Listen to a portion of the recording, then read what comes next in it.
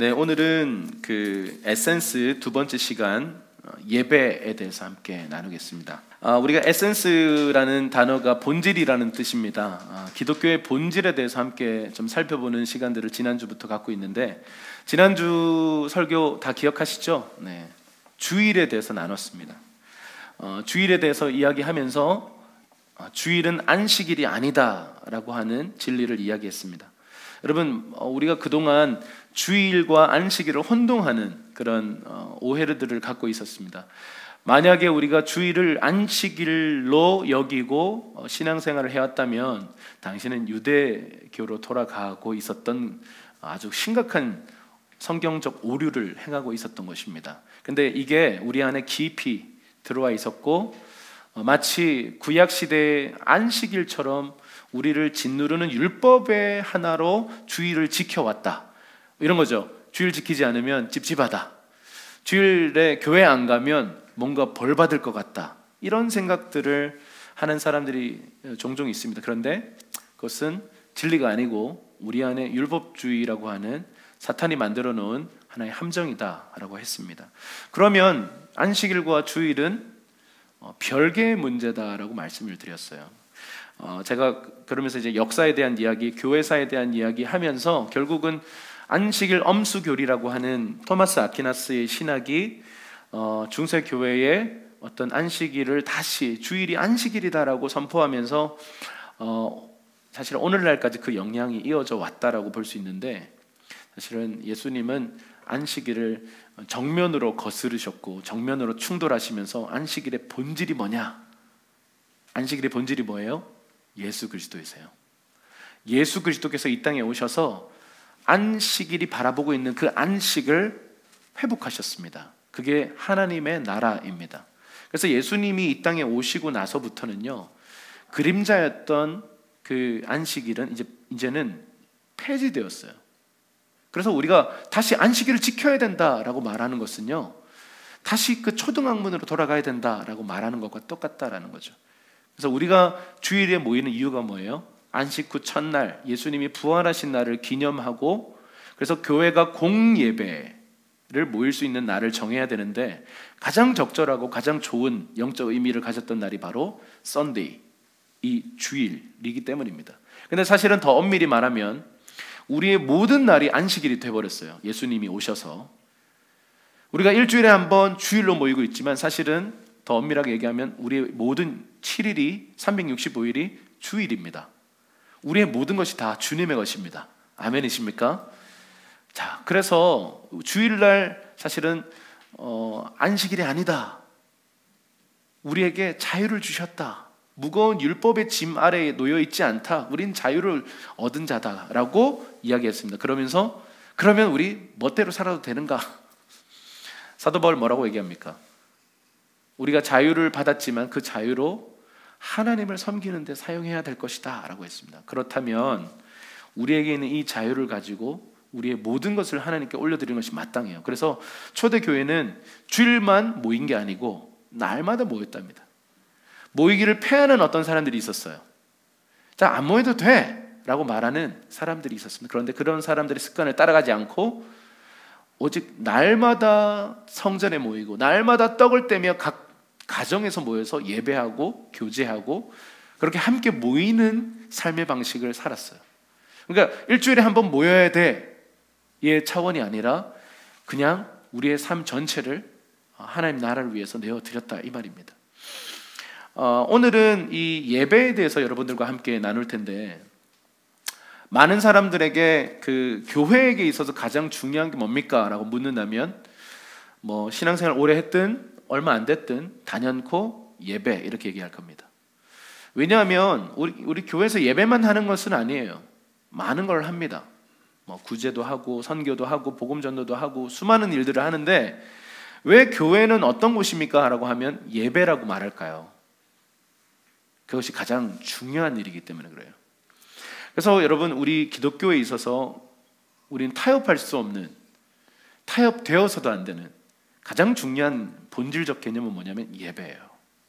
그래서 오늘 여러분들과 함께 예배에 대해서 함께 좀 살펴볼 텐데, 예배가 무엇인가, 뭐 그런 얘기들을 그리고 예배의 본질적인 뜻이 무엇인가에 대해서 함께 좀 살펴보는 시간 갖겠습니다. 이 예배에 대해서 우리가 세 가지의 영역들을 얘기할 수 있습니다. 예배는요, 본질적으로 이 찬양과 경배라고 하는, 성경이 말하고 있는 이 찬양과 경배라고 하는 이 praise and worship이라고 하는 성경이 말하는 그 예배가 있습니다. 그리고 이것이 어디에 담겨지기에 가장 적절할까요? 공예배, 우리의 이런 주일 예배나 어떤 금요 예배나 이렇게 그런 예배 모임에서, 공예배에서 이 찬양과 경배를 담아내기에 가장 적절합니다. 그렇다고 공예배에서만 가능할까요? 삶의 예배에서도 가능하겠죠. 그래서 이 삶의 예배 전체가 세 가지의 영역으로 우리의 예배를 생각해 볼 수가 있습니다. 자, 히브리서 10장 25절 말씀을 아마 띄워주실 건데요, 한번 읽어보도록 하겠습니다. 시작. 모이기를 패하는 어떤 사람의 습관과 같이 하지 말고 오직 권하여 그날이 가까움을 볼수록 더욱 그리하자. 아멘. 모이기를 패하는 사람들이 있었어요. 그런데 이 초대 교회 때부터 주님의 날이 가까움을 볼수록 더욱 서로 겉면에서 모이기를 힘쓰자라고 말을 하고 있습니다.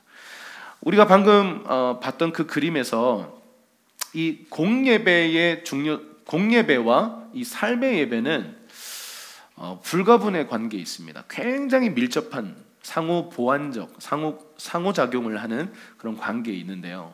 이 공예배가 이 삶의 예배와 이렇게 아주 밀접한 관련들을 가지고 있습니다. 공예배 때 뭐 기도회도 하고 교제도 하고 뭐 설교도 하고 성찬도 하고 헌금도 하고 뭐 예배 사역도 있고 여러 가지가 이 공예배 가운데 이 형식에서 풀어낼 수 있습니다. 그런데 삶의 예배는요, 뭐 기도도 하고 가정과 일터와 정의 사역이나 어떤 성경을 읽고 묵상하고 공부하는 거, 어떤 전도하는 거, 이 모든 것들이 이 삶의 예배 영역에 해당됩니다. 그런데 이게 삶의 예배만 있고 공예배가 없다, 그 사람이 예배자의 삶을 살아갈 수 있을까요? 자, 예를 들어서 공예배만 있고 삶은 없다. 삶 속에 딱 들어가면 뭔가 예수 안 믿는 사람처럼 막 살아간다. 그것 또한 참된 예배가 아니라는 거죠. 예배자라고 하는 것은요, 공적인 예배, 이 월십 서비스라고 하는 이 공동체적 공적 예배에 함께 소속되어 있을 뿐만 아니라 그가 삶 속에서 다양한 영역과 방법으로 삶의 예배를 드리는 예배자다라는 것이죠. 그래서 여러분, 교회에 와서 예배한다라는 이 개념은 사실은 반은 맞고 반은 틀렸어요. 교회에 와서 예배하는 게 맞지만 사실은 우리는 또 흩어져서 예배하는 자입니다. 지금 우리가 코로나 때문에 일어나는 이 일이 뭐예요? 공적 예배, 이 공예배가 지금 원래 정상적으로 가동되지가 않습니다. 그래서 대부분의 교회들이 이 공예배를 그냥 닫고 그냥 영상으로만 예배를 하고 있습니다. 그래서 많은 사람들이 이제 한 달 정도 지나니까 힘든 거죠. 이제 점점 뭔가가 처음에는 좋다, 편하다, 쉼이 있다, 인터넷 예배 나쁘지 않은데요? 라고 말하지만 이게 점점 길어지니까 어떤 성도들이 모여서 공적으로 함께 합심해서 기도하고 이 현장에서 주님의 임재 속에서 설교를 듣고 주님의 임재 속에서 찬양하고, 이것과는 좀 다르게 뭔가 매체를 통해서 예배를 드리는 것 같긴 한데 이게 뭔가 좀 점점 힘들어지는 것들을 고백하는 사람들이 점점 늘어나고 있습니다. 그러면서 예배를 다시 해야 된다라고 하는 이런저런 주장들이 나오고 있는 때입니다. 그런데 여러분, 우리에게 있어서 이 공예배라고 하는 것은 매우 중요한 하나님의 원리입니다. 그래서 성경에 보면 시편에서 성도들의 회중에서 주님을 찬양할지어다, 이런 표현들이 나와요. 그러니까 공예배 속에서 주님을 찬양하는 것이 성경적인 예배라는 것입니다. 그래서 예배라고 하는 것은요, 이 공적 예배, 공예배와 삶의 예배가 이런 상호 교환적인, 상호 보완적이고 상호 작용을 통해서 세워져 나간다라는 것입니다. 자, 로마서 12장 1절 말씀을 함께 읽어보도록 하겠습니다. 우리 큰 목소리로 시작. 그러므로 형제들이여, 내가 하나님의 자비하심으로 여러분에게 권합니다. 여러분의 몸을 하나님께서 기뻐하시는 거룩한 산제물로 드리십시오. 이것이 여러분이 드릴 영적 예배입니다. 아멘. 자, 로마서 12장 1절 참 많이 우리가 인용했고 읽었고 노래로 만들었고 암송하고 있고, 그런 아주 친숙한 구절입니다. 그런데 굉장히 중요해요.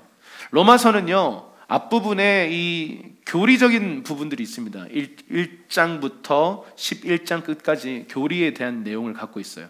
그런데 12장부터 16장 끝까지는 삶에 대한 이야기가 나와요. 다시 말해서 말씀이 어떻게 삶에 풀어질 것인가에 대한 고민들이에요. 근데 그 중심 브릿지에 이 말씀이 있는 거죠. 결국 예배에 대한 겁니다. 우리 말씀이 육신이 되어 삶 가운데 나타나려면 우리에게 정말 회복되어야 될 그 한 가지가 있는데 뭐냐면 예배예요. 예배가 회복돼야 돼. 그래서 오늘 여러분들과 사실 우리 교회에서는 이 개념을 참 많이 반복적으로 얘기해 왔는데 오늘 또 다른 각도를 가지고 이 부분에 대해서 좀 얘기를 하겠습니다. 자, 한마디로 여러분, 이 예배라고 할 때에는 크게 두 가지로 나눠볼 수가 있어요. 첫 번째는 내적인 사건이에요. 내적인 어떤 경험을 하는 거예요. 내 안에서 뭔가가 일어나는 거예요. 그게 예배예요. 근데 그리고 그것으로 끝나는 게 아니고 이게 외적으로 이제 표현되기 시작하는 거예요. 어떤 사람들은 막 손을 들기도 하고요. 어떤 사람들은 말을 하기도 하고요. 어떤 사람들은 막 춤을 추기도 하고요. 어떤 사람은 눈물을 흘리기도 하고 어떤 사람은 그런 삶을 살아가는 행위를 하기도 합니다. 그러니까 여러분, 내적인 사건 플러스 외적인 표현, 이 두 가지가 예배적 사건이다라고 할 수 있어요. 그런데 여러분, 외적인 표현 굉장히 중요해요. 그런데 이것보다 더 본질적으로 중요한 건 뭘까요? 내적인 사건이에요. 여러분, 우리가 함께 찬양하면서 오늘 또 말씀 듣고 기도하는 가운데 여러분의 마음 안에 변화가 있어야 돼요. 마음이 새롭게 되는 이 변화가 없다면 여러분은 지금 예배하지 않고 있는 거예요. 그냥 이곳에 와서 앉아있고 여러분 그냥 이 온라인으로 TV를 그냥 지켜보고 있을 뿐입니다. 예배가 아니에요. 예배라고 하는 것은요, 우리 마음 안에 어떤 변화가 시작되는 거예요. 그 변화는 뭐냐면 오늘 이 말씀처럼 우리 몸을 산제물로 드리는 건데, 우리 몸을 산제물로 드린다고 했을 때 산제물, living sacrifice예요. sacrifice는 죽인 제물이에요. 죽어있는 제물이에요. 그런데 living이 뭐예요? 살아있는, 죽어있는 제물. 역설적인 표현이에요. 몸을 죽이는 게 아니고 뭘 죽이라? 우리 안에 있는 어떤 혼적 생명, 영을 죽이면 안 돼요. 영은 못 죽입니다. 죽일 수도 없고 죽여서도 안 됩니다. 영이 죽으면 우리 끝나는 거예요. 혼적 생명이 뭐예요? 내 자아, 내 교만, 내 생각할 땐 말이야, 내 소견에는 이게 옳은 것 같은데 하는 그거 있잖아요. 그걸 주님 앞에 제물로 죽여서 바치는 거, 그게 뭐라고요? 예배. 창세기 4장 3절에서 5절 한번 읽어볼게요. 방금 말씀드린 것처럼 이 내적인 사건은요, 항상 외적 표현으로 흘러가고 더 확장되어서 삶을 살아가게 합니다. 그런 삶을 살아가게 해요. 그 예배는 내적 사건과 외적인 표현, 그래서 더 나아가서 삶으로 표현되어지는 거예요. 그래서 예배가 삶이라고 말하는 것입니다. 자, 우리 창세기 4장 3절부터 우리 쭉 읽을 텐데요. 한번 읽어보겠습니다. 시작. 세월이 흐른 후 가인은 땅에서 난 것을 여호와께 제물로 가져오고 아벨은 자기 양떼의 첫 새끼들과 양떼의 기름을 제물로 가져왔습니다. 여호와께서 아벨과 그의 제물은 인정하셨으나 가인과 그의 제물은 인정하지 않으셨습니다. 가인은 몹시 화가 나서 고개를 떨고, 여기까지요. 방금 이 가인은 땅에서 난 것을 여호와께 제물로 가져왔고 아벨은 양떼의 첫 새끼들을, 양떼의 기름을 제물로 가져왔다. 그런데 하나님이요, 어떤 예배는 받고 어떤 예배는 안 받으셨어요. 가인과 가인의 제물은 안 받으셨고요, 아벨과 아벨의 제물은 받으셨어요. 하나님이 받는 예배가 있고 안 받는 예배가 있다고요? 네. 여러분, 우리 하나님은요 아무데나 임재하지 않으세요. 우리 하나님은요 아무데나 타협해서 그냥 대충 넘어가서 그냥 임재해 주시는 분이 아닙니다. 하나님의 임재는요, 하나님이 정하신 규례를 따라서 나아갈 때 일어나는 거예요. 그런데 그 규례가 뭐냐면, 여기서 오늘 이 하나님께서 규례를 주기 전이잖아요. 모세를 통해서 율법을 주시기 전이잖아요. 창세기에 일어났던 이것의 본질적인 하나님이 거절하신 이유가 뭘까요? 여기 보면 이렇게 돼 있어요. 아벨과 아벨의 제물은 인정하셨다. 가인과 가인의 제물은 거절하셨다. 여기서 포인트가 뭘까요? 제물을 먼저 거절하셨나요? 사람을 먼저 거절하셨나요? 사람요. 혹자들은 이게 희생 제사를 드리지 않고 이 농작물을 드렸기 때문에 하나님 안 받으셨다라는 규례 율법을 얘기하는데요. 사실은 율법이 이제 오기도 전이고요. 이 해석은요, 좀 적절치 않은 해석입니다. 여러분, 사실은 이 문맥상 안에서 이 말씀이 무엇을 얘기하고 있냐면, 사실은 그 사람과 그 사람이 하는 예배적 행위를 하나님 거절하셨다는 거예요. 그리고 무엇이 더 중요한 걸까요? 그 사람이 중요한 거예요.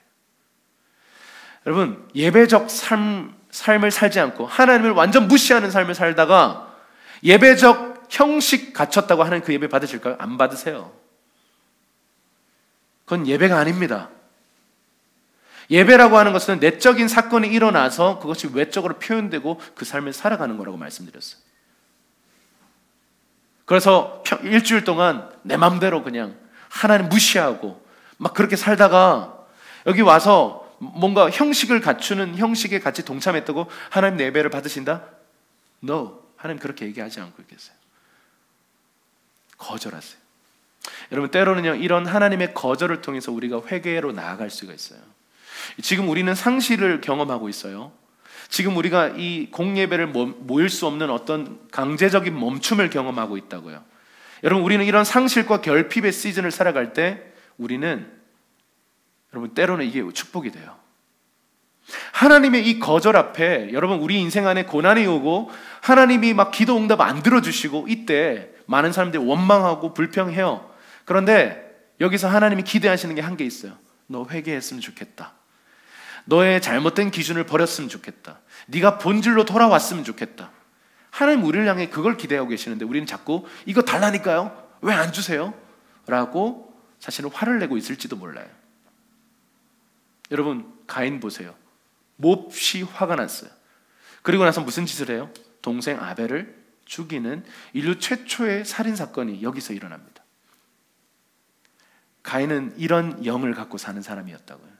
가인은 이러한 하나님을 업신여길 뿐만 아니고 수가 틀어지면 동생이라 할지라도 죽일 수 있는 사람이었다고요. 그렇기 때문에 하나님은 가인을 거절하셨어요. 그의 예배를 받지 않으셨다는 거예요. 이 이야기에서 우리가 주목해 봐야 하는 건 뭐냐면, 예배는 삶과 뗄 수가 없는 거구나. 예배 형식 주일날 교회에 와서 혹은 가정에서 혹은 또 다른 곳에서 예배적 형식을 갖추는 것과 우리의 삶은 아주 밀접한 관련이 있구나. 우리의 삶이 이것과 동떨어져 있을 때 하나님 그 예배 안 받으시는구나. 예를 들어 이런 거죠. 하나님이 미워하시는 죄를 짓는 것을 통해서 수익을 벌어들였어요. 그걸 가지고 11조를 뗐어요. 그리고 그 중에서 한 10에 한 3조 되는 이익이 너무 많으니까 주님을 영화롭게 하기 위해서 감사 헌금을 막 준비해가지고 돈 봉투 이만큼 들고 오면서 하나님 기뻐하시겠지? 아니요. 하나님 그 예배 받지 않으세요. 그런 헌금에 대해서 역겨워하세요. 여러분, 그것은 하나님이 어떤 분이신지 모르기 때문에 나오는 행동들이에요. 여러분, 하나님이 미워하시는 죄를 통해서 벌어들인 수익으로 이 헌금 많이 하면 되는 거 아닙니까? 가끔씩 이렇게 말하는 분들이 있더라고요. 저 헌금 많이 10에 9조 할게요. 주여. 그게 중요한 게 아니라는 거죠. 단돈 10,000원을 해도요, 그가 정말 없는 중에 그가 정말 중심으로 하나님께 전부를 드리고자 하는 그 마음을 담아서 단돈 10,000원, 단돈 5,000원을 해도요, 그것은 최고의 하나님의 연보가 될 수 있어요. 그래서 하나님은 우리의 마음과 우리의 삶을 받으시는 거지, 여기 와서 뭐 크게 노래한다고 헌금을 많이 한다고 기뻐하시는 분이 아니에요. 자, 호세아 6장 6절 말씀에 이런 말씀이 있습니다. 한번 크게 읽어볼게요. 시작. 내가 바라는 것은 인애이지 제사가 아니며 하나님을 아는 것이지 번제가 아니다. 하나님은요, 제사를 원하는 게 아닙니다. 인애를 원하시는 거예요. 번제를 막 많이 드려라 이런 거 원하는 분이 아니에요. 예배 횟수를 늘려라. 우리 주일날 저희 교회는 예배를 한 번 드려요. 근데 뭔가 이렇게 좀 더 충만하려면 한 3판은 드려야, 한국인 한 3, 4판 아닙니까? 새벽에 한 번 하고 2시에 한 번 하고 저녁 예배 한 번 개설해가지고 주일 한 3번 정도 예배 드리면 영광 받으실까요? 아니, 그런 차원의 것이 아니라 하나님은 더 많은 예배, 더 많은 제사를 원하는 게 아니라 네가 정말 인내, 그리고 네가 하나님을 아는 것을 원한다라는 거예요. 예배 많이 드린다고 하나님 기뻐하시는 게 아니라는 거죠. 말라기 1장 10절에 하나님 이렇게까지 표현하세요. 자, 좀 충격적인데요. 읽어볼게요. 시작. 너희 가운데 누가 성전 문들을 닫아서 내 제단에 내가 너희를 기뻐하지 않는다. 만군의 여호와께서 말씀하셨다. 그리고 내가 너희 손에 있는 재물은 어떤 것도 받지 않겠다. 여러분, 말라기 시대는 어떤 시대냐면요, 제사장들도 타락하고 레위인들도 타락하고 이스라엘 백성들이 예배할 때 어떤 재물 들고 나는지 아세요? 흠없는 재물을 골라야 되거든요. 근데 눈 먼 것들, 눈 먼 것은 사실은 이 가축들을 이렇게 외적으로 보면 전혀 문제 없거든요. 근데 저는 것들, 외적으로 보면 문제가 없는데 저는 다리를 갖고 있는 그런 재물들을 가지고 와서 하나님께 눈속임해서 드리는 거예요. 제사장 속일 수 있으면 드릴 수 있거든요. 근데 주님 뭐라고 말씀하세요? 만약에 너희 총독한테 이런 거 선물해봐라, 너 죽는다. 근데 나는 온 세상의 왕이고 만군의 여호와인데 나는 이런 거 싫다. 나는 이런 거에 대해서 기뻐하지 않는다. 아니, 너희의 제사가 역겹다. 나중에 어떤 본문에 이런 표현을 해요. 너희가 예배하는 그 제물 더러운 똥과 같다. 이렇게까지 얘기하세요. 성전 문을 걸어 잠궈라. 번제로 드리는 그 제단에 불 지피는 일이 없었으면 좋겠다. 그러니까 주님이 지쳐 계신 거예요. 마음 없는 예배, 그냥 쓰다 남은 거 드리는 거, 쓰다 남은 시간, 쓰다 남은 돈, 쓰다 남은 에너지 가지고 주님 예배하겠다고 모여든 사람들이 바글바글해요. 이스라엘 백성들. 오늘날의 크리스천들이요, 6일 동안 지 맘대로 살다가 모태신앙이니까 어릴 때부터 주일 성수 했으니까 주일이 뭔지도 잘 모르겠지만, 공예배 개념 뭔지 잘 모르겠지만, 그냥 어릴 때부터 주일에는 예배 드려 왔으니까 안 드리면 찝찝하니까 하나님 나 치시면 어떡하나, 이 생각 가지고요, 하나님을 사랑하는 마음, 하나님을 향한 찬양과 경배와 그분을 높여드리는 마음 전혀 없이 입만 뻥긋뻥긋 찬양하다가 헌금 11조랑 그냥 대충 올려드리고 축도 잘 받고 집에 가면 내 인생 잘 되겠다. 여러분, 이게 미신이에요. 미신. 이건 하나님을 향한 경배, 예배가 아니라 주님은 이런 예배를 경멸하세요. 증오하세요. 혐오하세요. 혐오. 오늘 말라기에 나타난 하나님의 이 정서는요, 혐오예요. 혐오. 그런 거 갖고 오지 마라. 차라리 오지 마. 차라리 주일 성수하지 마. 너 이방인보다 더 악한 거야.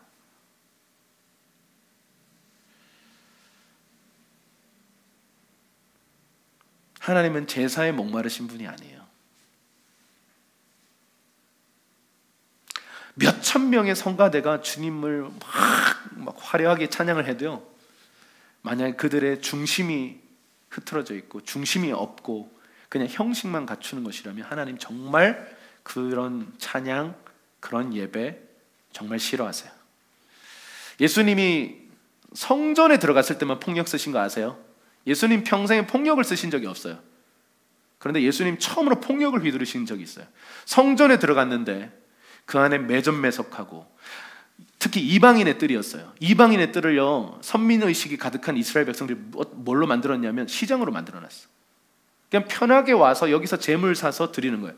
여러분, 원래 힘들게 집에서부터 재물 데리고 오는 게 경배거든요. 구약시대 제사거든요. 그런데 편하게 그냥 이 성전 안에 이방인의 뜰에서 판매하는 그 재물들을 사가지고 편하게 제사를 드리는 거죠. 그 편리주의. 여러분, 저는 인터넷 방송으로도 하나님 나라가 임할 수 있다고 믿어요. 그런데 위험성이 있어요. 막 침대에 누워서 혹은 막 과자를 씹으면서, 예배적 태도에 있어서 그것은 좋지 않은 태도죠. 그런데 집중이 안 돼요. 집중이 막 왔다 갔다 하고. 그래서 어떤 분들은 또 너무 또 막 양복까지 차려입고 뭐 해야 된다. 물론 좋은 자세라고 생각합니다. 그런데 꼭 그렇게 해야만 한다라고 말하는 순간 또 그것 또한 올무가 될 수 있겠죠. 그런데 위험성이 있는 건 뭐냐면 믿음으로 공예배에 나와서 여러분 이 모든 게 다 대가 지불이잖아요. 여기까지 오는 것 자체 재정을 들여서 대가 지불을 해서 피곤하고 힘들지만 믿음으로 나오는 이 과정이 사실은 귀한 거거든요. 그런데 편리주의, 성전 안에서 편하게 재물을 사면 좋지 않습니까? 그게 그 당시의 사고방식이었어요. 그리고 그 안에 있던 그 시장 상인들이 어떤 사람들이냐면 여러분 그 요즘에도 저기 새로운 백화점 같은 거 이렇게 오픈하면 아무나 입점하는 게 아니에요. 이거 정말 경쟁률 치열합니다. 정말 거기 아는 사람, 유력한 사람이 있거나 아니면 정정당당하게 경쟁을 하는데요, 막 몇십 대 1이에요. 몇십 대 1. 거기 입점하는 게 하늘의 별 따기 수준입니다. 근데 그 사람들은 어떻게 들어왔을까요? 독점했잖아요. 돈 얼마나 많이 벌었을까요? 제사장들과 뒷돈을 주고받고 비리가 왔다 갔다 하면서 어떤 사람이 거기에 들어와서 독점적으로 막 재물을 파니까 돈 얼마나 많이 벌겠습니까? 절기만 되면 수많은 사람들이 막 예배드리겠다고 오는데, 여러분 그건 비즈니스로 볼 때는요 아주 독점 판권을 막 쥐고 있는 거예요. 근데 예수님께서 그거 딱 들어오시고 하나님을 예배하는데 관심 없고 돈 벌려고 하는 사람, 하나님을 예배하는데 대가 지불 없이 편리주의에 빠져서 하려고 하는 그 사람들을 향해서 분노하셨어요. 그리고 막 폭력을 휘두르셨어요. 그렇다고 사람을 때린 건 아닙니다. 그들의 좌판과 막 시장 상인들이 만들어 놓은 그 시장을요 둘러엎으시고는 선포하세요. 본질을 선포하세요. 내 집은 만민이 기도하는 집인데 너희가 지금 강도의 소굴로 만들었다. 여러분 예수님이 분노하시는 때가 있어요. 두 가지 때예요. 믿음 없을 때와 본질을 상실하고 비본질적인 것에 완전 들어가 있을 때, 그때 예수님은 항상 분노하셨어요. 아니 말했는데 보여줬는데 믿지 못하면 분노하셔요. 그런데 하나님의 의도와 본질은 이건데, 내가 너를 부르시면 이거고, 내가 너를 이런 존재로 정체성을 주었는데 너는 다른 정체성이라 말하고 다른 부르심을 향해서 막 가고 그 부르심을 왜곡시키면 예수님 화내세요. 들러 엎으세요. 여러분 하나님께서 교회를 기도하는 집으로 부르셨습니다. 여러분 저와 여러분들은 기도하는 집이에요. 이곳에서 편하게 뭔가 이 편리주의를 가지고 좀 그냥 대충 하나님을 예배하는 데 있어서 그 편리함과 대충 합리적, 효율성 이런 거 따지지 말고요, 집에서 걸어 나오는 것부터, 아니 내 마음에서 내 육신의 소욕을 깨트리는 것부터 예배는 시작되는 겁니다. 그래서 성경은 뭐라고 얘기해요? 네 몸을 제물로 바쳐라, 네 마음을 제물로 바쳐라 라고 말씀하고 있는 것이죠. 그래서 이 공적 예배에서 형식을 갖추어 마음의 중심을 담아 예배하는 것을 하나님 기뻐하시는 거죠. 자, 요한복음 4장 20절에서 24절입니다. 요한복음 4장 20절에서 24절 함께 읽겠습니다. 시작. 우리 조상들은 이 산에서 예배를 드렸는데 당신네 유대 사람들은 예배는 예루살렘에서만 드려야 한다라고 말합니다. 예수께서 여인에게 말씀하셨습니다. 여인아, 나를 믿어라. 이제 이 산도 아니고 예루살렘도 아닌 곳에서 아버지께 예배 드릴 때가 올 것이다. 너희 사마리아 사람들은 알지 못하는 것을 예배하지만 우리 유대 사람들은 알고 있는 것을 예배한다. 이는 구원이 유대 사람들로부터 나오기 때문이다. 이제 참되게 예배하는 사람들이 지금이 바로 그때다. 아버지께서는 이렇게 예배 드리는 사람들을 찾고 계신다. 하나님은 영이시니 하나님께 예배 드리는 사람은 영과 진리로 예배 드려야 한다. 아멘. 이 본문의 그 배경이 되는 지역이 있습니다. 사마리아라고 하는 지역인데, 이 사마리아는요 예전에 그 아수르라고 하는 나라의 침공으로 북이스라엘이 멸망해요. 자, 북이스라엘이 멸망하면서 포로로 많은 사람들이 끌려가는데 거기에 끌려가지 않고 남은 유대인들이 있었어요. 근데 그 유대인들이 이방 외국인들과 섞이면서 혼혈인들이 됐습니다. 그 상태에서 어떤 일이 벌어지냐면 이 바벨론의 포로로 잡혀갔던 이 남유다의 유대인들이요, 고토로 돌아오는 그 기적이 일어나잖아요. 광야의 길이 나고 사마의 강이 나서 그 다니엘 세대, 그 다음 세대들이 돌아와요. 근데 그 돌아온 유대인들이 보니까 혼혈족이 되어 있는 북이스라엘 사람들을 보니까 저건 개돼지보다 못한 거예요. 그래가지고 엄청 배척해요. 성전을 건축할 때요, 이들이 도우려고 하는데 그것도 다 배척하고 다 막 거절하고 너희랑 말도 안 섞는다 그러면서 혐오하게 됩니다. 요즘 이제 이 코로나 걸리면 약간 그런 문화가 있잖아요. 혐오를 당해요. 지금 이게 국가적인 문제로도 사실은 좀 나타나고 있죠. 사실 지금 전 세계적인 추세로 지금 코로나가 40개 나라에 지금 막 번져가고 있는데, 제가 이게 보니까 이탈리아는 지금 굉장히 심각한 상태고 이란도 굉장히 지금 심각한 상태입니다. 미국도 지금 지역사회 감염에 대해서 지금 대비하고 있다고 얘기 들었어요. 그러니까 지금 굉장히 심각한 상태예요. 지금 한국은 뭐랄까요, 큰 어떤 폭풍이 한번 지나간 것 같은데 아직 끝난 게 아닙니다. 한국도 아직 끝난 게 아닌데 지금 해외에 이 감염 사례를 보니까 점점 심각해지고 있어요. 전 세계적인 문제가 되고 있습니다. 그런데 이 코로나 바이러스에 딱 감염된 사람, 확진자 말고요, 확진자가 되면요, 막 사람들한테 막 정죄를 받아요.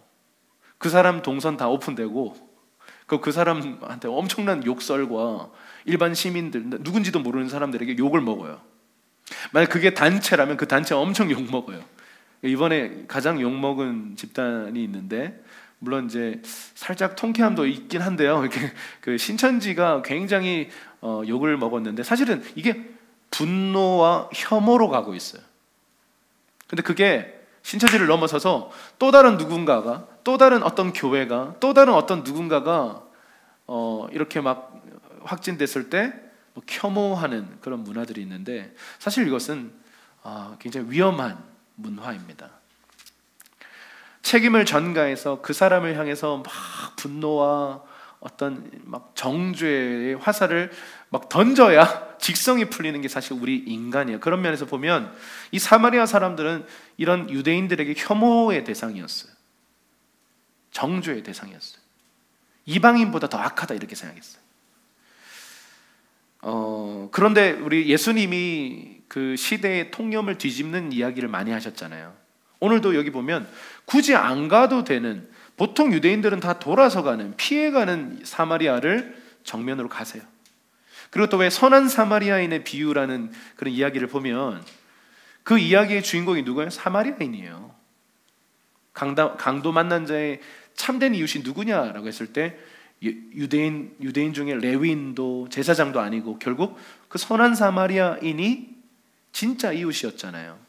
그러니까 주님은 이 사마리아인들에 대한 어떤 곡해된 당시 문화의 통념적인 이해를 뛰어넘어서 오늘 이 사마리아 속에서 예배를 갈망하고 있는 한 여인을 찾아가셨어요. 의도적으로 찾아가세요. 자, 예수님과 만난 이 여인의 대화 속에서 예수님이 하나님의 사람이구나 라는 것을 딱 깨닫고 나서 이 여인이 가장 먼저 질문을 하는데, 우리 조상들은 이 산에서 예배를 드렸는데 당신네 유대 사람들은 예루살렘에서만 예배해야 한다고 말합니다. 도대체 어디서 예배해야 됩니까? 이 여인이요, 예배 장소에 대해서 질문을 합니다. 그런데 예수님이 이렇게 말씀하세요. 여인아, 나를 믿어라. 이제 이 산도 아니고 예루살렘도 아니다. 그러면서 예배 드릴 때가 올 것이다 라고 말하면서 바로 지금이다 이렇게 얘기하셨어요. 장소를 물었는데 때를 얘기하세요. 장소를 물었는데 방법을 얘기하세요. 예배 어디서 해야 돼요? 그런데 이제 시즌이 바뀌었다. 이제 새로운 시즌이 왔는데 그 시즌에는 장소 문제가 아니라 방법 문제다. 어디서 예배해야 되느냐가 중요한 게 아니라 어떻게 예배해야 되느냐가 중요하다. 그러면서 주님은 영 안에서 진리 안에서, 영과 진리로 예배해야 된다라고 말씀을 하셨어요. 우리 이 영과 진리로 예배해야 된다라고 하는 이 이야기가, 이 그림 참 많이 봤죠. 우리 인간은 영과 혼과 육으로 이루어져 있습니다. 그래서 우리 영 안에 주님이 들어와 계세요. 그런데 우리의 혼은 지식과 감정과 의지라고 하는 세 가지 기능을 담당하고 있고, 우리의 육은 우리 눈에 보이는 이 껍데기입니다. 자, 그런데 이렇게 제가 그동안 많이 설명을 했는데 좀 다르게 한번 설명을 해보죠. 그래서 이 혼이 육신을 선택할 것인가, 육을 따라서 나아갈 것인가, 영을 따라갈 것인가, 누구를 따를 것인가, 이걸 내가 주체적으로 결정하는 것은 내 자아, 내 혼이라는 말입니다. 자, 그런데 이걸 좀 다르게 좀 한번 표현을 해볼게요.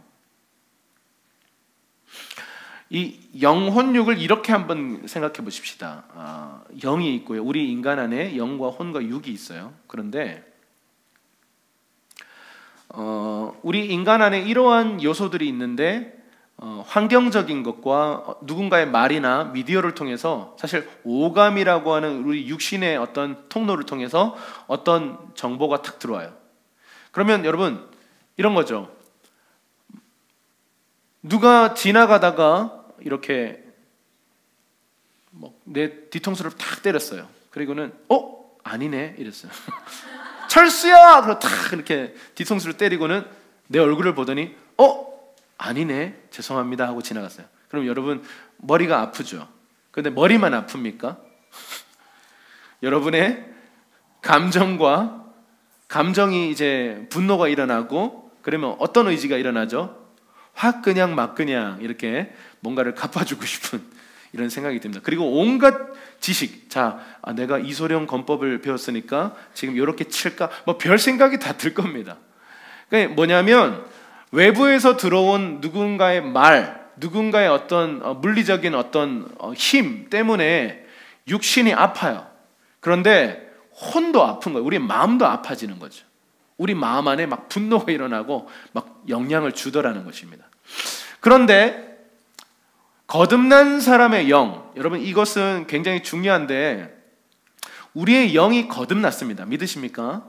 이건 다시 태어났다는 말이에요. 여러분, 죽어있던 우리의 영이 하나님을 향해 다시 살아났고 다시 태어나서 이제 하나님과 소통되는 그런 우리의 영이 됐다, 이 말입니다. 그런데 이것뿐만이 아니고, 여러분 이것은 성경에 뭐라고 얘기하냐면 우리 영 안에 하나님에게 속해 있는 모든 것, 하나님 나라에 속해 있는 모든 선한 것들이 이 우리 영 안에 이미 풀어져 있다, 이렇게 얘기해요. 그래서 여러분 제가 점선으로 표시를 했는데, 우리 영 안에 이미 모든 하나님의 선한 것들이 풀어져 있습니다. 그게 거듭남이에요. 우리 말씀 한번 읽어보죠. 우리 요한복음 3장 3절에서 6절인데요. 이게 아주 중요한 그 니고데모와 예수님의 대화입니다. 우리 3절부터 6절까지인데 4절은 건너뛰겠습니다. 3절과 5절과 6절입니다. 시작. 예수께서 대답하여 이르시되 진실로 진실로 내게 이르노니 사람이 거듭나지 아니하면 하나님의 나라를 볼 수 없느니라. 5절. 예수께서 대답하시되 진실로 진실로 내게 이르노니 사람이 물과 성령으로 나지 아니하면 하나님의 나라에 들어갈 수 없느니라. 6절.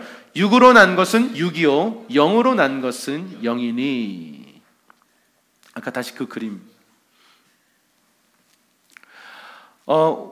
육으로 난 것, 육을 통해서 들어온 것은요 그냥 육에 불과해요. 그런데 영으로 난 것은 영이다, 이렇게 얘기해요. 여러분 이 말은 뭐냐면 우리의 영이요 원래는 하나님을 인식할 수도 없는 죽어있던 우리의 영이었어요. 그런데 예수를 믿으면서 여러분 안에 어떤 일이 벌어졌냐면 성령이 우리 영 안에 들어오시면서, 사실 성령이 들어오셨다는 말은 하나님과 그 하나님의 나라 전부가 들어왔다는 말이에요. 저는 이 하나님이 우리 안에 들어와 있다, 이 신비를 우리가 다 이해할 수 있을까요?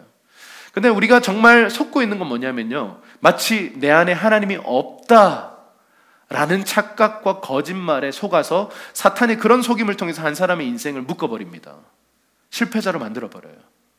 여러분 우리의 영은요 예수를 믿을 때 거듭나서 완전히 새로운 존재가 되었습니다. 그래서 뭐라고 얘기하냐면 그런즉 누구든지 그리스도 안에 있으면 새로운 피조물이라. 이전 것은 지나갔으니 보라 새 것이 되었도다. 예수 믿는 그 순간요 재창조가 되어서 우리의 영은 완벽한 상태가 되었어요. 근데 문제는 거듭날 때 갑자기 막 우리 몸매가 좋아진다든지, 할렐루야. 수학 못하는 사람은 거듭나도 수학 못해요. 제가 그래요. 할렐루야. 사실 우리의 뭐 어떤 외모가 갑자기 잘생겨진다거나 이런 일은 없습니다. 그런데 여러분, 우리 안에 일어난 일은 뭐냐면 우리의 영이 완전 새로운 존재로 재창조되어서 태어났다는 거예요. 여러분, 이것이 거듭남이라고 하는 것이 기초거든요. 그래서 우리도 그 1대1 훈련할 때 2과에서 다루는 내용이잖아요. 거듭남. 근데 이 거듭남이라고 하는 것이 얼마나 파워풀하고 능력 있고 신비하고 놀라운 것인가를 우리는 좀 더 이해할 필요가 있어요. 우리가 신앙이 왜 성숙되지 않을까요? 신앙의 성장이 왜 충분히 나타나지 않을까요? 왜 충분한 이 열매가 맺혀지지 않을까요? 왜냐하면요, 우리 영 안에 일어난 그 하나님의 모든 선한 일을요, 우리 혼에 풀어놓는 일을 하지 않아서 그래요. 우리의 육신에 풀어놓는 일을 하지 않아서 그래요. 더 나아가서 우리의 삶에 풀어놓는 일, 타인에게 풀어놓는 일을 하지 않아서 그래요.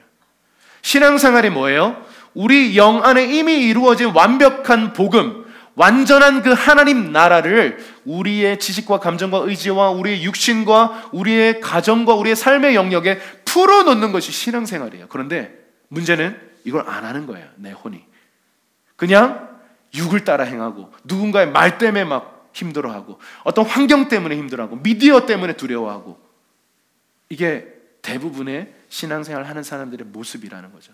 그래서 여러분, 육신의 거울을 보면 막 거울 깨고 싶고, 막 바로 수술하고 싶고, 할렐루야, 뭐 그런 마음이 들지 몰라요. 그런데 우리의 영을 들여다보는 거울은 말씀이라고 했어요. 내 말은 곧 영이요 생명이다라고 했어요. 말씀을 딱 들여다보면요, 뭐가 보여요? 내 영이 어떤 존재인가가 보인다고요. 하나님의 말씀은 그 얘기를 하고 있어요. 그래서 많은 사람들이 괴리감을 느껴요. 성경 보면 괴리감이 느껴져요. 저는 그런 사람 못 살아요. 여러분, 속지 마세요. 당신 안에 이미 그것이 와 있습니다. 어디 가서 받아와야 되는 게 아니에요. 유명한 사람한테 안수 받아야 되는 게 아니고, 어떤 집회 가서 더블 포션, 갑절의 기름 부음 받아야 되는 게 아니에요. 여러분 안에 거듭났을 때 하나님께서 우리 안에 들어오셨고, 하나님 나라가 임해 있고, 하나님의 완전한 생명이 풀어져 있는데, 문제는 내가 그걸 믿지 않아요. 믿지 않아요. 그러니까 무슨 일이 일어나요? 아무 일이 안 일어나요. 그런 괴리감이 있어요. 말씀은 말씀이고 내 삶은 내 삶인 거죠. 그러면 예배는 뭘까요? 예배는요, 우리는 지배 안 받으려고 해도 이미 지배돼 있어요. 세상과 육신의 생각과 육신의 영향력이 내 자아와 내 혼과 내 마음을요 똘똘똘 뭉쳐져 있어. 마치 캡슐처럼 포장해놔 버렸어요. 못 빠져나가요. 그래서 필요한 게 뭐예요? 공예배예요. 공예배 시간에 무슨 일이 벌어져요? 함께 합심해서 연합해서 찬양할 때 무슨 일이 벌어져요? 우리 혼이 깨져요. 그게 찬양의 본질이에요. 자, 목소리 높이세요. 자, 우리 박수하면서 소리 질러. 그럼 뭐 하는 걸까요? 공연하는 거 따라 할까요? Make some noise. 뿌뿌뿌뿌. 뭐 하는 걸까요? 그냥 의미 없는 외침이면 그건 아무 일이 아니에요. 그런데 하나님을 향해서 찬양의 본질을 담아서 막 소리치고 막 찬양, 두 손들로 찬양하고 하면서 무슨 일이 벌어지냐면 내 육적 상태에 묶여있던 내가 탁 깨져요. 이 영향력이 탁 깨지면서 내 혼이 영을 향해서 다시 눈 뜨고 문을 열고 어떤 영 안에 풀어져 있던 일들이 이렇게 쏟아져 나오는 거, 생수의 강이라고 표현해요. 성경은 생수의 강이 우리 영에서부터 우리의 혼과 육과 우리의 삶으로 흘러나가는 그 일이 일어나는 것, 그게 예배적 사건이에요. 여러분, 예배 시간에 이렇게 올 때 여전히 우리는 부정적인 생각들이 있어요. 물론 부정적인 생각해야지 이런 사람은 없어요. 그런데 기본적으로 탑재되어 있어요. 깊이 뿌리 박혀 있어요. 내가 오랫동안 묵상해왔기 때문에. 그런데 내가 이 세상에서 누군가의 말이나 환경이나 미디어나 어떤 누군가의 어떤 힘이나 이런 것 때문에 막 아파하고 힘들어, 이런 거예요. 여러분, 사형수는 사형이 일주일 후에 집행된다 하더라도 그 사람은 산 사람입니까? 죽은 사람입니까? 그 사람의 마음은요, 이미 죽은 거예요. 정상적인 삶을 못 살아요. 정상적으로 잠이나 잘까요? 7일 동안 잠 못 자요. 이미 그 마음 안에는 사형당한 거예요. 여러분, 이게 바로 믿음이라고 하는 겁니다. 여러분, 무엇을 믿을 것인가예요. 내 혼이 깨어나서 영을 선택하고 영의 생각을 따라가고 이 문을 열기 시작할 때, 그러면 어떤 일이 벌어져요? 생수의 강이 나를 휩쓸고 나를 관통해서 내 주변에 있는 영역까지도 적셔버리더라는 것입니다. 그래서 성령 충만한 예배자들 옆에 있으면 함께 살아나는 거예요. 여러분, 이게 교제예요, 교제. 혼자 있으면요, 안 돼요. 그 충만하던 사람들도 혼자 고립되면 점점 육신적인 생각을 따라가더니 뭔가 이 영의 생각을 따라가는 이 페이스를 놓쳐버려요. 그래서 로마서 12장 2절은 이렇게 말하고 있습니다. 로마서 12장 2절은 우리 한번 좀 읽어보도록 하겠습니다. 시작. 여러분은 이 세대를 본받지 말고 오직 마음을 새롭게 함으로 변화를 받아 하나님의 선하시고 기뻐하시고 온전하신 뜻이 무엇인지 분별하도록 하십시오. 다시 그 그림 좀 띄워주세요.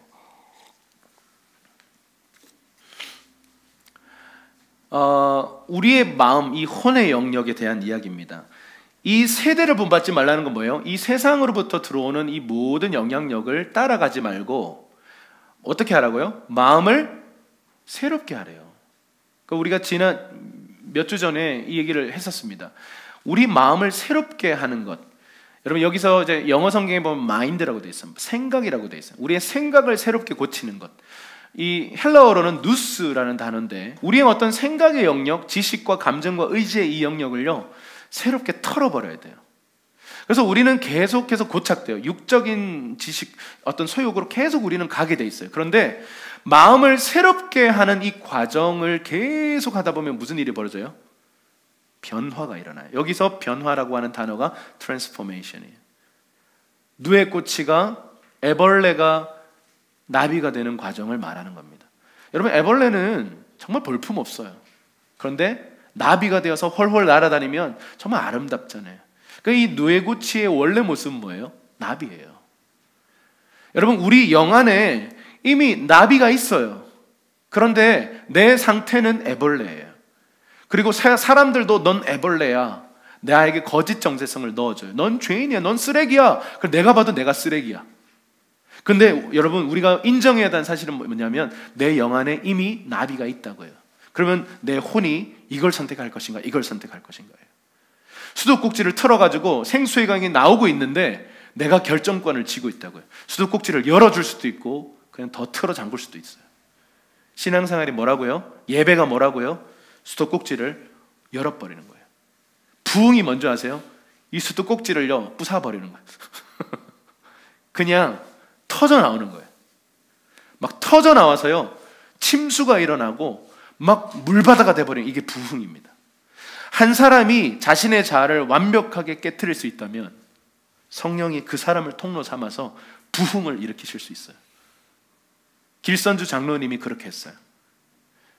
장로인데 선교사님이 누군가에게 쌀 포대를 줬는데 중간에 훔쳤어요. 장로가 그거를 공개적으로 회개하는 거, 이거 불가능한 일이에요. 그냥 하나님 앞에 회개하고 말지. 근데 성령이 앞에 나가서 공개적으로 회개해라. 와, 거기에 순종해서 나와서 마이크 잡고 저는 나쁜 놈입니다, 저는 도둑놈입니다, 그 죄를 울면서 회개했어요. 그랬더니 이걸로 끝나는 게 아니라 갑자기 누가 뒤에 따라 붙는 거예요. 저도 죄인입니다. 끊임없이 사람들이 나와서요 자신의 죄를요, 자신이 뭐 수치, 어떤 사람들이 나 어떻게 생각해, 이런 거 다 내려놓고 그냥 하나님 앞에 자신을 다 깨트려 버리는 사건. 그게 평양 대부흥의 시작이었어요. 예배가 뭐예요? 자신을 깨트리는 거예요. 그래서 내 안에 계신 그 주님이 나를 지배하고 통치하고 사로잡는 거. 그래서 여러분, 예배의 최상급은 부흥이에요. 예배가 깊어지고 깊어지고 깊어지면요 부흥이 터져요. 그렇기 때문에 사단은 우리의 예배를 방해합니다. 예배 못하게, 예배 집중 못하게, 우리 예배를 무너뜨리려고. 여러분, 저는 이 공예배를 드릴 수 없는 이 상황이 우리의 예배를 무너뜨린다고 생각하지 않아요. 이미 우리의 예배는 무너지고 있었어요. 공예배의 형식이 중요한 게 아닙니다. 저 중요하다고 말씀드렸어요. 공예배 형식 중요해요. 공예배 해야 합니다. 저 목사예요. 공예배 할 겁니다. 주일 예배 정말 중요해요. 그런데 주일 예배 못하는 이 상황이 우리의 예배를 무너뜨릴 수는 없어요. 우리가 더 깊은 곳으로, 더 깊은 경배의 자리로 그 본질을 뚫고 들어가기만 한다면요, 우리의 삶에 부흥이 일어날 수 있다고 저는 믿습니다. 말씀 한 구절 더 찾아볼게요. 빌립보서 1장, 빌레몬서입니다. 제가 빌이라고 적었는데 몬이라고 적으셔야 됩니다. 제가 실수했습니다. 빌레몬서입니다. 빌레몬서 1장 6절 시작. 이로써 내 믿음의 교제가 우리 가운데 있는 선을 알게 하고 그리스도께 이르도록 역사하는. 한 번 더. 이로써 내 믿음의 교제가 그리스도께 이르도록 역사하는. 자, 여기 보세요. 충격적인 얘기를 해요. 너의 믿음의 교제가 우리 가운데 있는 선을 알게 하고 그리스도께 이르도록 역사하느니라. 영어 성경을 보면 조금 더 와닿는데, 이런 믿음의 커뮤니케이션이 어떤 효과를 나타내냐 하면, 그리스도 안에 있는, 그리스도 안에서 네 안에 이미 풀어져 있는 모든 선한 것들을 깨닫게 된다는 거예요. 여러분, 공동체가 왜 필요해요? 왜 혼자 신앙생활 하면 안 됩니까? 함께 해야 되는 이유가 여기 있어요. 믿음의 소통, 믿음의 교제를 나눌 때 어떤 일이 벌어진다고? 내 안에 하나님이 행하신 그 놀라운 일들에 대해서 내가 깨어난다고요. 믿음이 일어난다고요. 여러분, 혼자서 그냥 혼자 살면서 그냥 신앙생활 하는 거, 공동체 없이 신앙생활 하는 거, 많은 가난한 성도들이 있어요. 여러분, 설교, 여러분 유튜브 들어가면 좋은 설교 진짜 많아요. 명설교가들이요, 설교 확 해놨어요. 찬양도요, 그냥 잘 찾아 틀면 좋은 팀들의 찬양이 있습니다. 글로리어스라고 아주 좋은 팀이 있어요. 잘 준비되어 있어요. 그래서 그냥 교회 안 가고 공동체 없이 그냥 뭐 이렇게 신앙생활 하지 뭐, 이게 가난한 성도죠. 근데 그게 얼마 못 가서 마치 신앙을 많이 잃어버리는 일들이 왜 일어납니까? 누군가 나를 잡아주고 나를 일깨워주고 내가 잘못 갈 때 아니다라고 말해주고 함께 믿음의 말을 나누면서 내 안에 믿음, 잠들어 있던 믿음들이 막 깨어나고, 이게 바로 공동체의 필요성이라는 거죠. 여러분, 우리가 참된 예배자의 삶을 살려면 이 믿음의 교제가 우리의 삶에 활발하게 일어나야 돼요. 그래서 공예배가 중요한 겁니다. 다시 아까 그 그림 좀 보여주시면, 네, 이 그림에서 자, 한번 다시 정리할게요. 오감을 통해서 우리가 감각적으로 이 세상의 영향력들이 들어와서 우리의 혼을 장악합니다. 두려움에 떨게 되고 염려에 빠지게 되고 화가 나게 되고 이렇게 돼요. 그런데 우리 영 안에 하나님 나라가 이미 임했다는 것은 이미 평강이 풀어져 있고 상황과 관계없어요. 외적 상황이 두려움을 주는 상황이 있다 할지라도 상관없다고요. 이미 평강이 풀어져 있고 기쁨이 풀어져 있고 샬롬이 풀어져 있고 하나님의 능력이 풀어져 있고 사랑이 풀어져 있으니까 문제는 이걸 이렇게 풀어놓는 법만 배우면 되는 거예요. 기적이 나타나는 건 뭐예요? 내 안에서만 머무르 있는 게 아니라 내 말을 통해서 거꾸로 나가는 거예요. 내 말과 믿음의 행동을 통해서 내 안에 계신 그 하나님의 영향력을 보이는 물리적 세계 속에 풀어놓으면 그게 기적이 나타나는 거예요. 병든 자를 위해 기도할 때 치유가 나타나는 거예요. 악신을 향해서 선포할 때 귀신이 떠나가는 겁니다. 믿음으로 구한 것은 받은 줄로 믿으라 그리하면 그대로 되리라고 하는 것이, 이것이 그냥 뜬구름 잡는 얘기가 아니라 이것은 진리의 말씀인 것입니다. 여러분, 우리가 신앙생활 할 때 예배가 무엇인가? 예배는 이 인간론을 가지고 우리 영 안에 이미 오신 그 하나님을 우리를 열어드리는 과정. 나를 믿는 자는 성경의 이름과 같이 그 배에서 뭐가 흘러간다고요? 생수의 강이 터져나가는 사건. 그것이 바로 예배입니다. 그래서 예배는 내적 사건이면서 사실 거기서 끝나는 게 아니라 외적인 표현과 삶으로 흘러갈 수밖에 없다는 것이죠. 자, 그럼 이제 말씀을 좀 마무리하겠습니다. 마태복음 15장 8절에서 9절 말씀 함께 좀 보도록 하겠습니다. 마태복음 15장 8절에서 9절입니다. 시작. 이 백성들은 입술로만 나를 공경하고 마음은 내게서 멀리 떠났다. 사람의 계명을 교훈으로 가르치고 나를 헛되게 예배한다. 여기까지. 마태복음에 이 마태가 인용한 이 구절은 이사야서의 말씀입니다. 이사야서에 있는 말씀을 인용해서 선포하고 있는데, 이 백성은 입술로만 나를 공경하고 마음은 내게서 떠났다라는 거죠. 입술로는 예배적 형식은 잘 갖추는데 마음은 없다. 그 예배를 향해서 주님 어떤 예배라고 해요? 헛된 예배라고 하는 거예요. 헛되다. 헛되다. 형식 속에 본질이 없으면 하나님 그거 헛되다 그래요. 형식 자체가 악한 것은 아닙니다. 그릇 자체가 악한 것은 아니에요. 여러분, 예쁜 그릇, 뭐 괜찮은 그릇에 우리가 라면 먹으면 기분 더 좋잖아요. 그런 거 꼭 있습니다. 똑같은 콜라를 마셔도요, 종이컵에 먹는 거랑 그 코카콜라 그 전용컵 있거든요. 탁 이렇게 얼음까지 탁 띄워가지고 탁 먹으면요, 기분 탓인데 너무 맛있어요. 물론 기분 탓도 있지만 약간 뭐 과학적인 이유도 있다고 합니다. 뭐 온도 뭐 여러 가지로.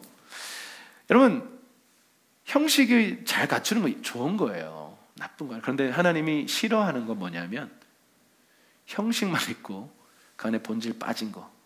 예배적 내적인 사건, 다시 말하면 마음이 빠져버린 그 예배, 삶이 없는 그 예배, 형식만 갖추는 그 예배는 하나님 받지 않으신다. 그건 예배가 아니다. 그건 헛된 것이다. 시간 낭비다 라고 말씀하고 있습니다. 시편 51편에 보면 주님이 이런 제사, 이런 예배를 찾고 계십니다. 한번 읽어보겠습니다.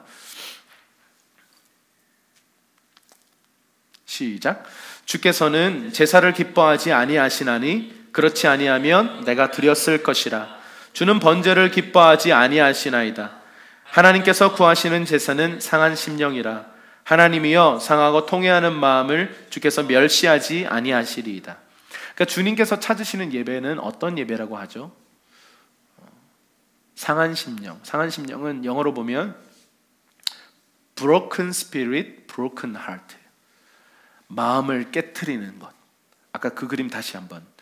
마음을 깨트릴 때 무슨 일이 벌어져요? 하나님이 찾으시는 예배가 우리의 영과 우리의 혼과 이 모든 것을 깨트려서 생수의 강이 흘러나가게 만드는, 문을 열어주는 예배. 그래서 여러분, 찬양을 할 때 격렬한 외침 혹은 춤을 추는 것, 어떤 힘을 다해서 주님 앞에 내가 의지를 들여서 나가는 것은 무엇을 말해요? 나를 깨트리는 거예요. 하고 싶지 않지만 깨트리는 거예요. 물론 어떤 사람들은 이런 게 자기하고 너무 안 맞을 수 있어요. 그런데 여러분, 막 그런 어떤 격렬한 것이 아니더라도요, 본질은 하나예요. 그냥 나를 깨트리는 거예요. 나를 내려놓는 거예요. 나의 익숙함에서 내가 원치 않는 그 모든 것을 위해서 나를 제물로 바치는 그 과정이 결국은 생수의 강이 흐르게 만드는 영적인 사건으로 일어나는 것입니다. 그것이 바로 하나님이 원하시는 마음의 예배예요. 마음의 예배.